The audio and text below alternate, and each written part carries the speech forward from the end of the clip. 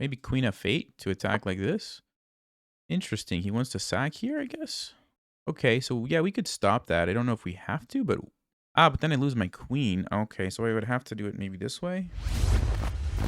What's the difference between a 1,500 rated player and a 2,200 rated player? I've got a match today against Chess with Patrick, who has been, for about 300 days, playing chess and posting his videos on YouTube.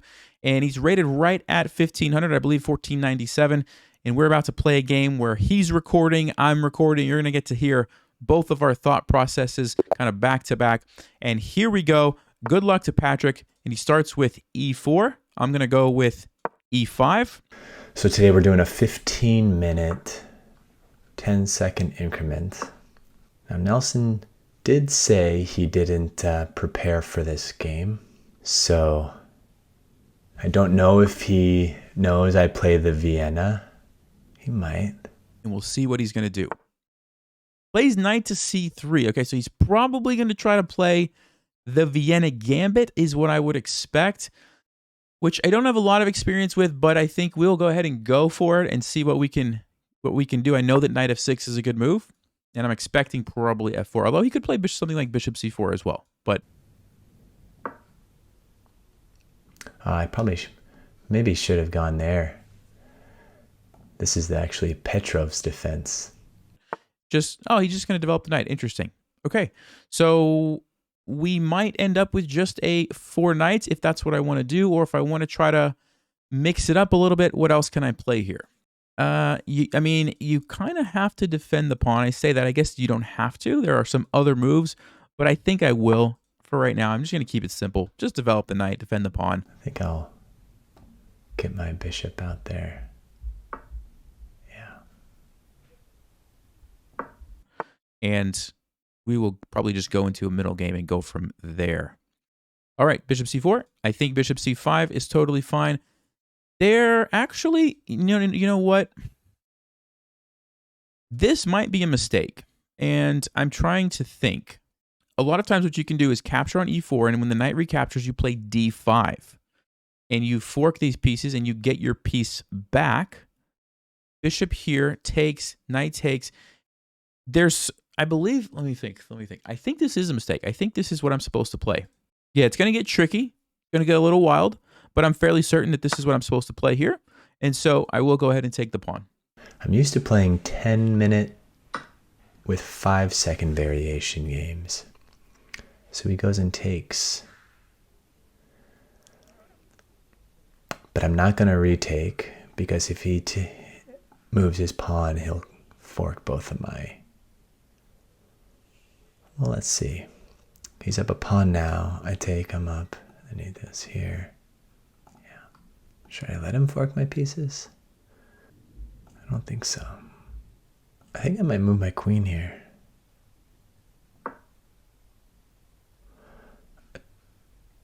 Attacking the knight twice. If he takes... I'm here, and then I'm attacking the pawn twice.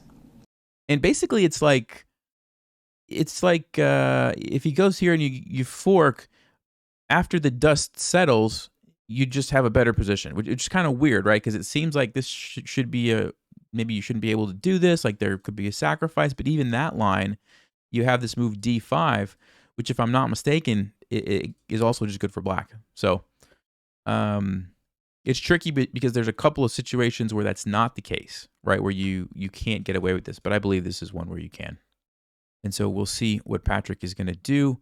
Basically, options would be taking here or taking here. And if he takes after the fork, he could go back to d3, or b5 would be kind of the two primary options. He goes queen to e2. Interesting move. Makes sense. He wants to line up here. So probably I'm going to just take.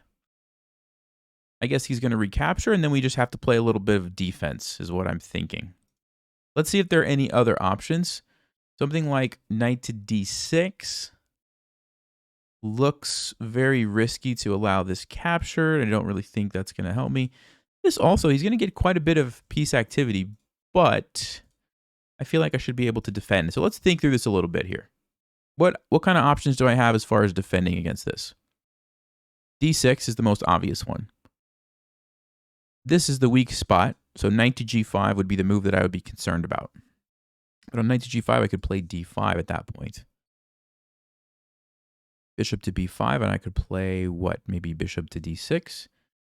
And I think we're okay. I think we're holding on there. So, and of course, if he takes here, that doesn't work because I can grab the queen, so he does have to recapture to give me time to defend. Let's go ahead and play knight takes c3. Yeah, typically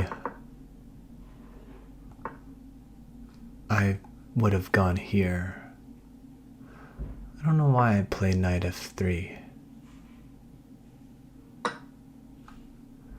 Alright, so we're gonna do the exchange.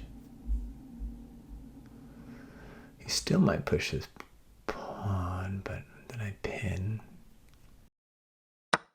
And d6, probably what I'm going to play. Now, I could also play d5 right away. That's an interesting move.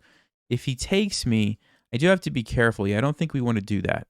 I don't think we want to allow that because this is a very dangerous threat here, right?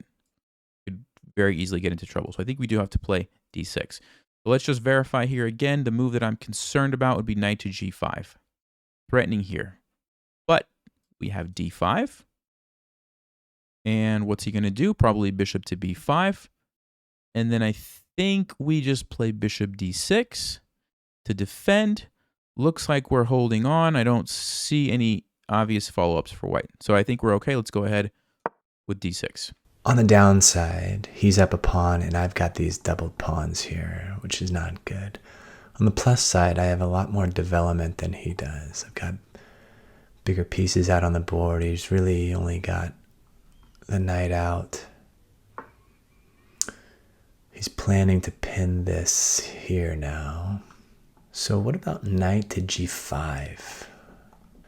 Knight to g5, and this means I fork the queen and then rook, but he's not going to fall for that. Is he? No. I could castle, but these diagonals make it to where they could occupy this space pretty well. Well, I gotta move somewhere. I think I'm gonna clear away to castle. Oh no, because this pin. If they pin, I'm just gonna try and kick it out. Already kind of a tricky position, though, only on move 6 here. So you have to be very careful, especially in these king-pawn openings. When all the pieces come out right away and there's queen lined up on your king, you have to be extremely accurate because you can just lose the game right away if you don't play the right move. All right, so he decides to just go for bishop e3, which is a nice developing move, but it doesn't put any pressure on me. And it looks like he wants to castle this way, and then the rook's going to be lined up here. So I'm thinking of playing bishop e7 so that I can castle. I'm also thinking of bishop g4. Now, you have to be careful pinning like this, especially when there's a bishop sitting on c4, because if he sacks and I take, is there a tactic with knight to g5 where I lose a piece? Well, I take the queen, he takes my queen, I take him, he takes me. I'd be okay in that situation. And what about if he just sacks here right away? No, I could capture with the knight. So I think I can actually get away with it, but those are the kind of moves you want to watch out for. Now, that being said, do I want to go there or would I rather just castle right away? So bishop e7 castles. That's defended. I'm okay. Then we castle. And I feel like our position's pretty solid at that point. So maybe I'll just delay. I could even consider going to e6 instead of g4 later. So let me go ahead with bishop to e7. But I'm thinking if I can castle, get my rook across from the queen, then that frees up maybe a pin and then taking this pawn. That's one option.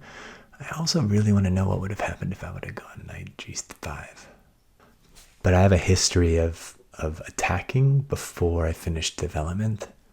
So that's also one of the contributing factors for me to get my bishop out. Yeah. They're going to be castling. What about this? So that I can try this. And if takes, then I've got this. Ah, but if this and they pin, then I can't kick it out anymore. I think I'm going to castle. I think I'm going to push h3 so they don't even have the chance to pin. Hold on, castle.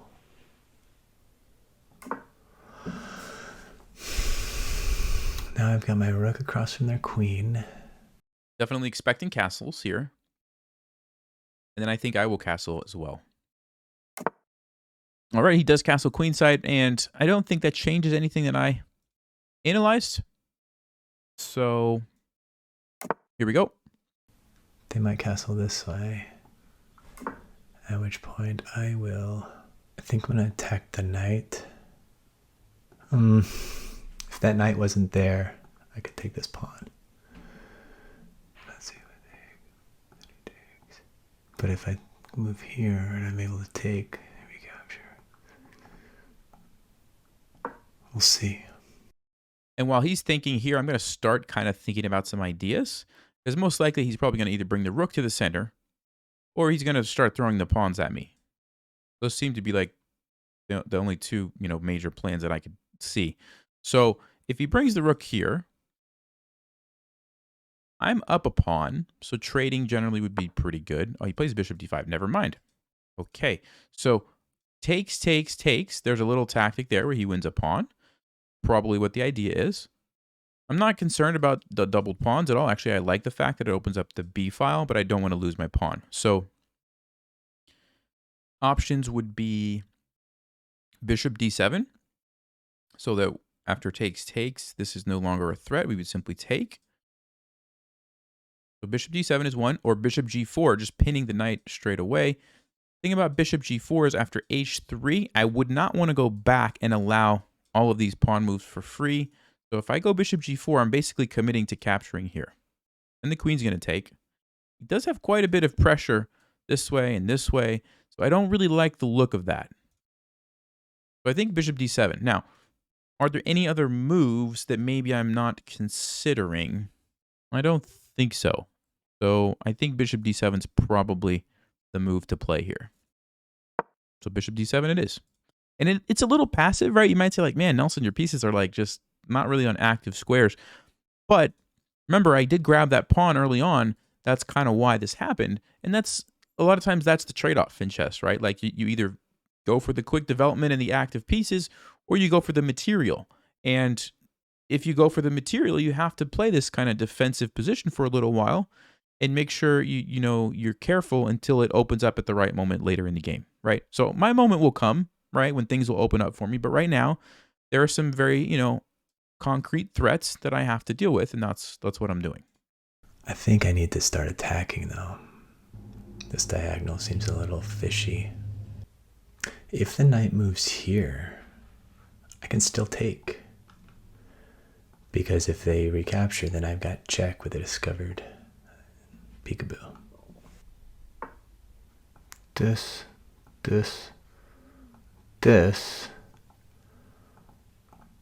Ah, but then they... okay. Do I take here? They take here. I take this. They won't recapture. Instead, they'll probably take this pawn. And at that point, I can attack the pawn or attack their bishop. Oh, wait, no, I'd have to do this. And then... let's see. Okay, he does take. Now, if I take with the bishop, it's the same thing. The knight comes in, and I can't take because I lose the queen. I don't want to take because it opens up this to my king. Definitely doesn't seem like it makes sense. So I think we have to take back this way. And now this is no longer an option because I would simply take. I'm not worried about the bishop. I could always block with d6. So take with the pawn. And like I said, now we have an avenue to potentially attack the king in the future. I'm going to be keeping an eye on that. Oh, they don't have to take with their bishop. And that opens a file for them. Ooh. Yeah, darn it.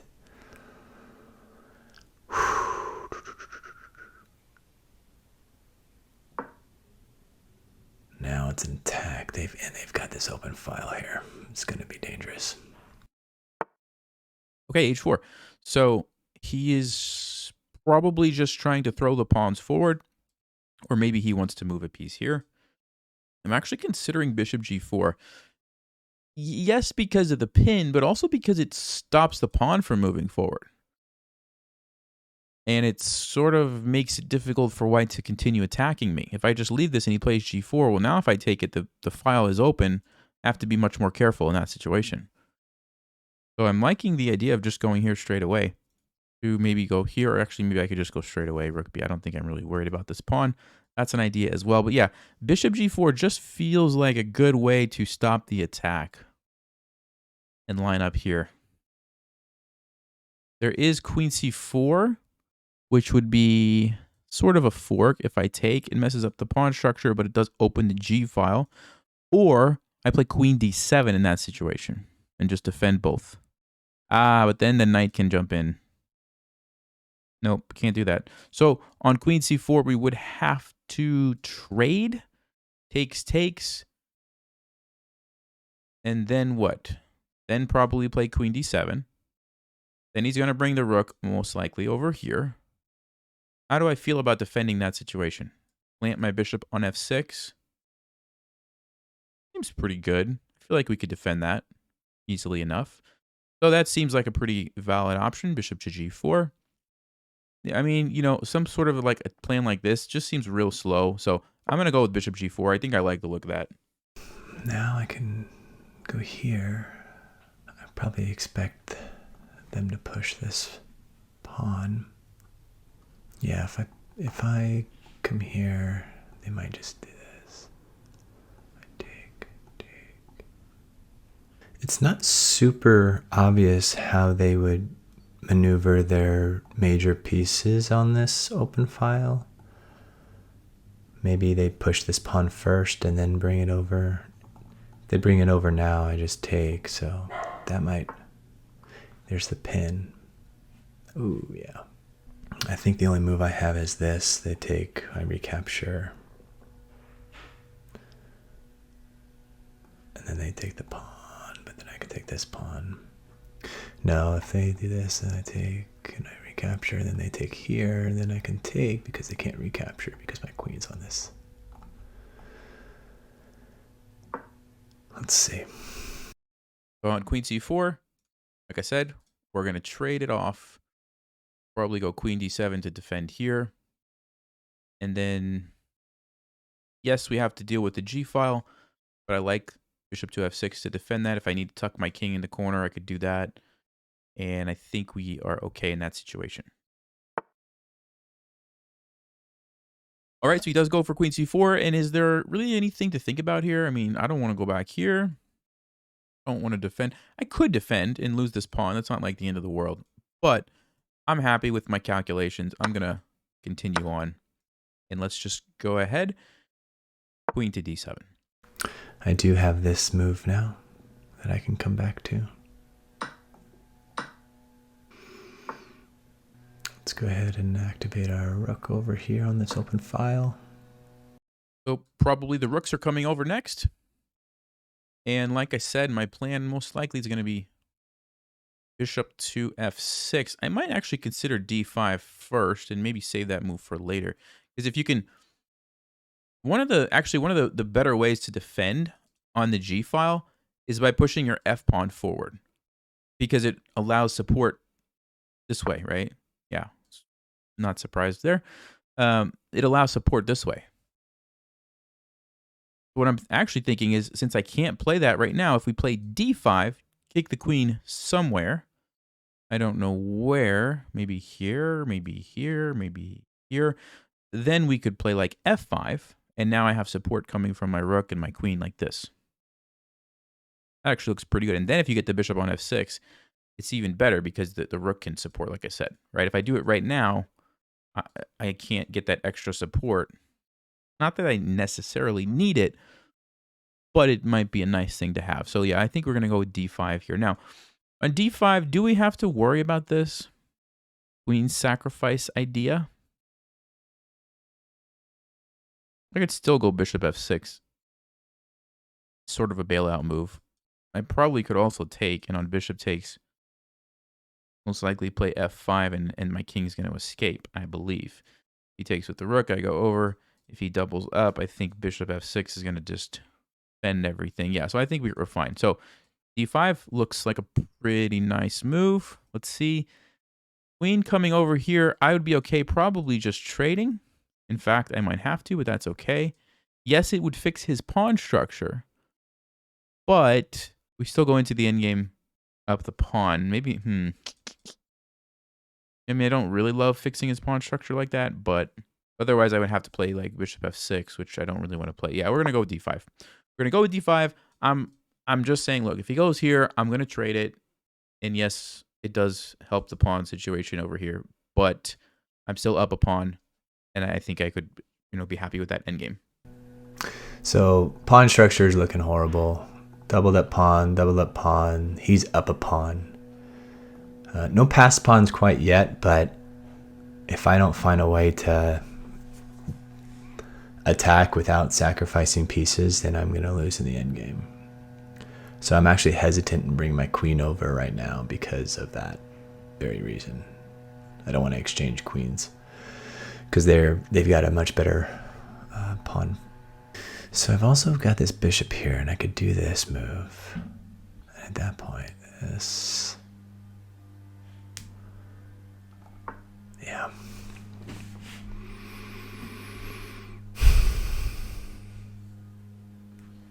Okay, what if I bring my rook over? If they take, I take... They would triple up their pawns, which is good. I'd get a rook on the... So they wouldn't take, that's... Alright, and they might push. But then I can retake. Do I just come here? But then they do this. Yeah. I think I'd come down here. I think this is too... Yeah, because even if I come here, they can just move their queen somewhere. And then I'd have to react. Alright, let's go d3. It's unfortunate that I can't play f5 because that would be like the move that I would really want to play. f5, gain a tempo, defend with my queen. But obviously the bishop's in the way, so can't do that. Okay, so he chooses to not trade queens, which is probably smart. If you're trying to attack, you wouldn't want to trade. But it is going to allow me f5, and that's a very powerful move, I believe, because it shuts down this. Like I said, it adds support. Is there anything that I have to be concerned with? Something like c4, I could push forward.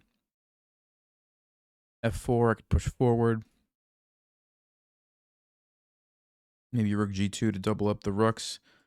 I'm going to have plenty of time to play bishop f6 or do whatever I need to do. Let's go ahead. Yeah, I was just looking at this as well, but bishop f6 seems fine. I think we're in, or even rook f7. Yeah, I have a lot of options there. So, and I have a huge center now too. So this is starting to feel pretty good. Look at all of the control that I have just from my pawns, right? Just from my pawns here. Maybe this move is coming. Ooh, we got an attack.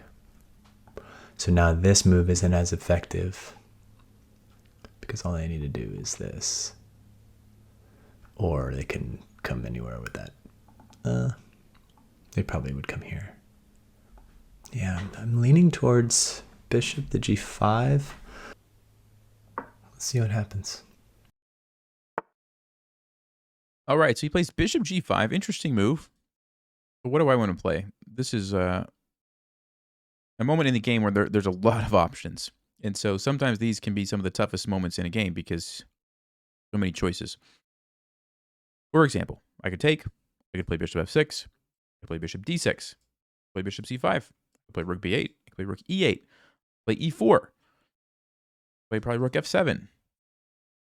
I mean, there's probably more, but those are the ones that jump out at me is what I could play right away. So maybe queen e6, there's another one. What you're supposed to do is just start with one and work your way through. The only issue is if you're playing in a game where you don't have enough time to do that, you have to maybe just throw some out, which might be, maybe you threw out the best movie without knowing it, right? So I'm definitely going to check the capture. He takes back with the pawn or the rook. Don't really love that. I feel like it's just helping him get ready to double up the rooks for no reason. So why do I want to do that? I'm going to throw that one out. I have better options, I think. Moving somewhere off of this diagonal. How do we feel about that? Leaves the bishop maybe in the way, blocking the rook. You can't go there. You get captured. You could go here, though, if my bishop has moved away. Now you have an annoying threat because I have to play rook f7. Don't really love that. With that in mind, I like bishop to f6. Takes, takes. Pretty happy with that. I like the fact that it's defended here. We talked about e4. Maybe even just rook over. Just getting the other rook really to the area of the board where it probably needs to be so we can start throwing these guys forward. That looks actually maybe like one of the better ones. Leaves the pawn kind of as a target, but really I don't think he would ever want to take that anyway because if he does, then I could just swing back and attack the king. At least that's what I'm thinking. So, having said that, I like this. I think that's what I'm going to do. So, I didn't really calculate all the moves like I probably should have, but you also have to pay attention to what's the time situation, right? What kind of time control are you playing with? And sometimes you have to kind of just throw out some and just go with what your instincts are telling you are the more important ones. If they retreat, I think I just keep it there. And I maybe bring my rook up to allow for either this to come over there if they eventually do take, then I can double up my rooks on this file. Or I bring my rook over here if they don't take, and then I can, maybe do this or reposition my queen, add some attack. Pawn structure is pretty worrisome. They could have a good attack. They've got their pawns really in the center here. So I gotta really make something happen on this attack. I think I'm gonna proceed with my plan. Basically, I was saying like, look, I want to get this rook that's not doing anything into the game where it's more effective. So I'm going to do that now. Yeah, he does want to double up. Makes sense. Thinking maybe e4 now just to gain space.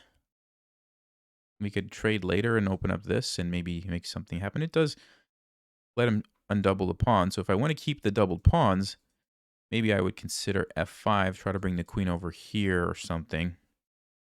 Just to shut down these guys from moving at all. Not that that really matters. I could always just push, right? Rook f7 feels like a good move because I'm just kind of planning ahead. I know I'm going to need the support there eventually, so maybe I should just play it now. And then maybe I would be more likely to trade once I've covered that up in an effort to not like waste all my time. I think I will go ahead and play f7. Also, it's a nice safe square, right? The bishop's on the opposite color, so putting it on a light square. I know that I'm not going to fall into any like skewers or pins from the bishop, right? So I feel pretty comfortable about that. Also, these guys, once my bishop moves, these are going to be defending each other, which is another thing that I like to look for. All my pieces defended. And so I'm pretty happy with this configuration. And that being said, it's not that easy. It's not that easy. Once he doubles up here, it's not that easy to win the game with just my one pawn advantage. So we're going to have to slowly chip away at this position, I think. Yeah, if they take with this rook here, they have a pretty strong center for sure. So if they take, what would I do? Would I take here?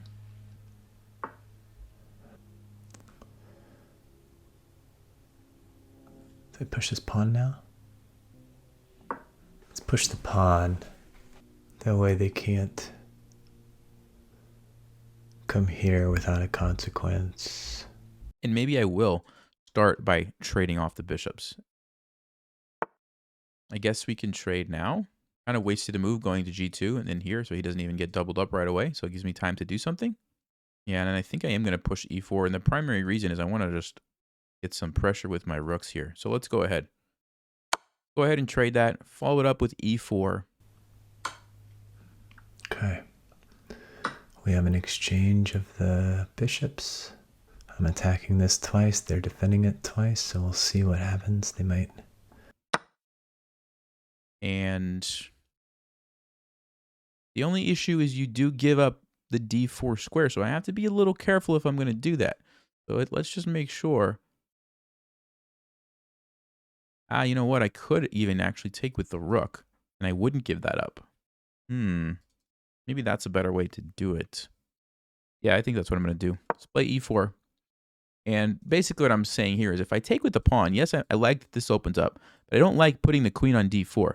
Because then he's going to have two rooks and the queen lined up there. That's a lot of pieces. And now I have to be all of a sudden very careful for these crazy tactics. So rather than even allowing that, if I take with the rook, queen can't go there, queen can't go there. I don't know where the queen's going to go. But my rook's much more active. I can still think about bringing the queen over, the rook over, lining up, and start to create my own threats, right? So that's what I'm thinking. Take with the rook. This is a decent move to push, but stacked pawns actually are coming in handy here because even if I take, it's not creating a passed pawn. I can do here, and I could take this, attacks this pawn, and eventually it might put some pressure on there. So if this and they take, then this, they take, but then they have this, so this, and then I need to defend. Oh, they could even take with their rook. And that would, yeah. I'm thinking, I don't know, let's see if I come here. I'm attacking the pawn. They might, yeah, I'm thinking, I'm going to go there. And if we ever did, after a trade like this, if we ever did go into an endgame where like all the rooks and the queens got traded off, I would have the 1, 2, 3 against 2 majority over here. And that would probably be enough to win that endgame, right? I would have to create a pass pawn, use that guy as a decoy, then burn my king over here and take these while his king comes to stop my pass pawn.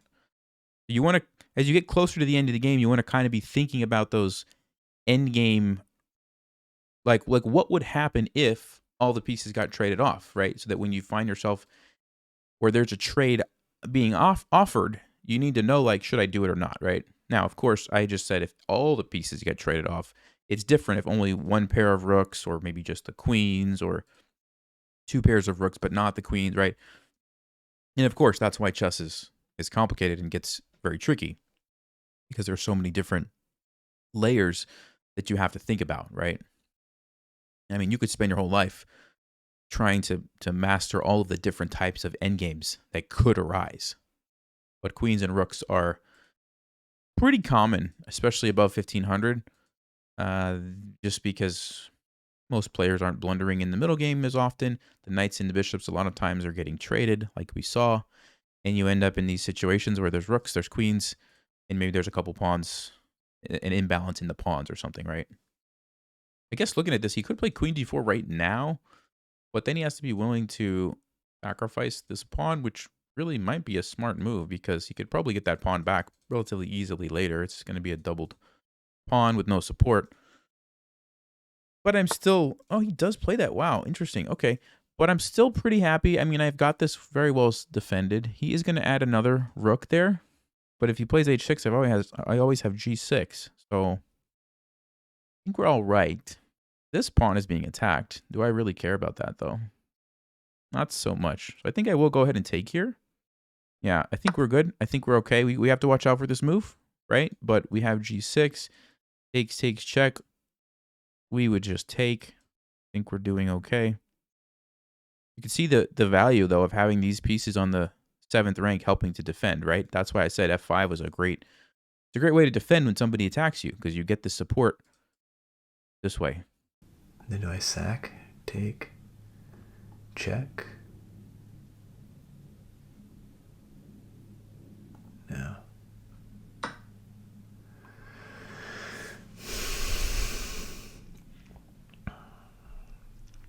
What about this? They do this. Take.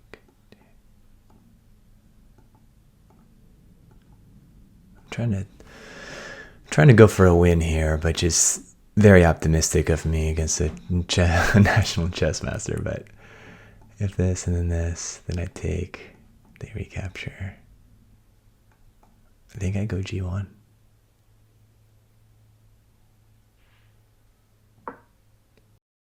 Nice move, though, I'll say, by Patrick, to not allow the rook to come up by trading. So, very, very good understanding of what was going on in the position. A lot of people are like, oh, doubled pawns, let's trade it right away, But very nice move, I think. That being said, I think I'm still better here. I just got to be careful. This could be, there could be some tactics that pop up. Assuming he's going to bring the rook over. Basically ties down these pieces, yeah, temporarily. Could play h6 just to make this guy leave. I could go here. I could go here. Not really wanting to go down there, though. Rook to e4. Just temporarily sacking this. I could save this pawn if I want. Just push it. So the issue is just, let's just make sure. Takes, check. King goes here. Or I could even go to h7. Think we're okay. Check, takes, check. Yeah, it looks like I'm good. So I don't think there's any tactics.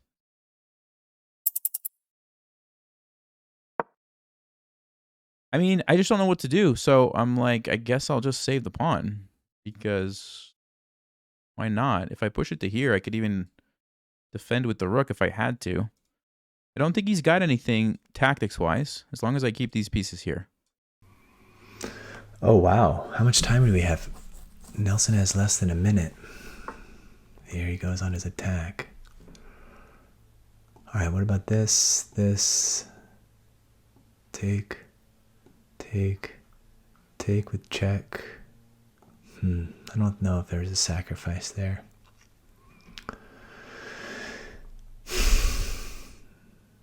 Take, check.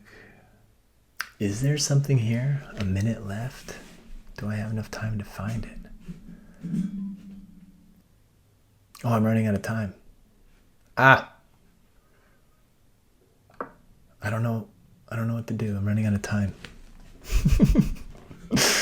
24 seconds. I think I might go here with my rook. Followed by here. Because then I could trade and it relieves the pressure and also supports the pawn. That's a nice idea, I think. Question would be, I have to worry about some checks. I block. No, I would be good. I'd be good to go. So that's a very serious threat, actually. And there is the 10-second increment, so, we don't have to, like, stress too much about the clock, although you will have to start playing quicker moves within that 10-second bonus time once we get down to that.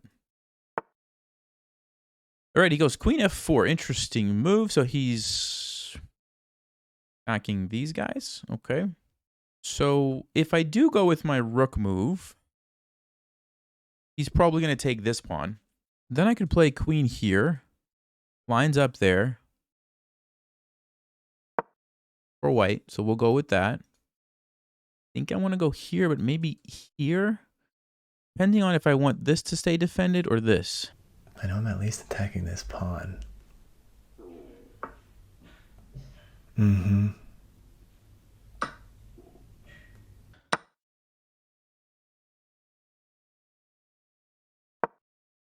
think I would rather it this way. Because I don't think he can get away with taking here because of the check. Oof.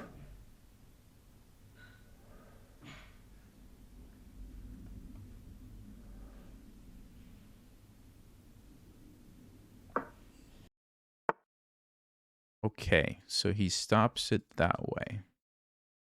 All right. All right. Well, I don't want to lose this pawn. So I'm going to move it forward to defend it that way. I can take this pawn now. Not anymore. But take.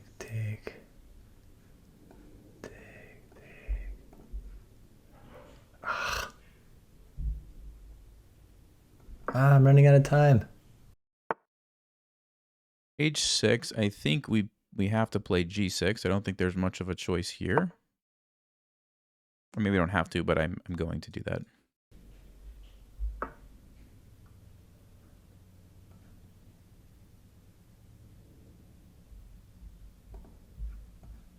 Ah! 13 seconds. Maybe Queen F8 to attack like this. Interesting. He wants to sack here, I guess. Okay, so yeah, we could stop that. I don't know if we have to, but may as well, right? No reason to allow that. Ah, but then I lose my queen. Okay, so I would have to do it maybe this way. Okay.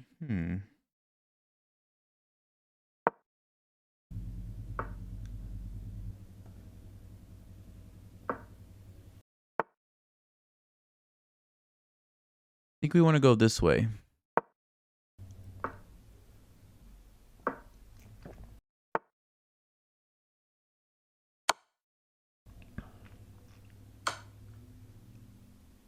Oh, he blocked the... Oh. Does he see a way? Take. I just have to watch out for this, but I have Rook F8. He sacks here, takes. I just hide in the corner. There is nothing there, so we should be able to take it.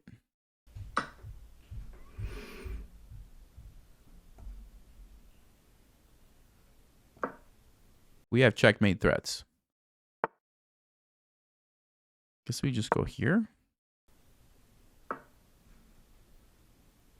Oh no. Ah, I just blundered my queen. Man.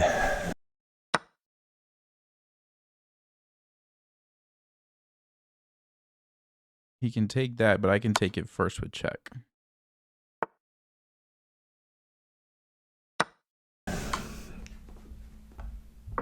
Bummer. Good game.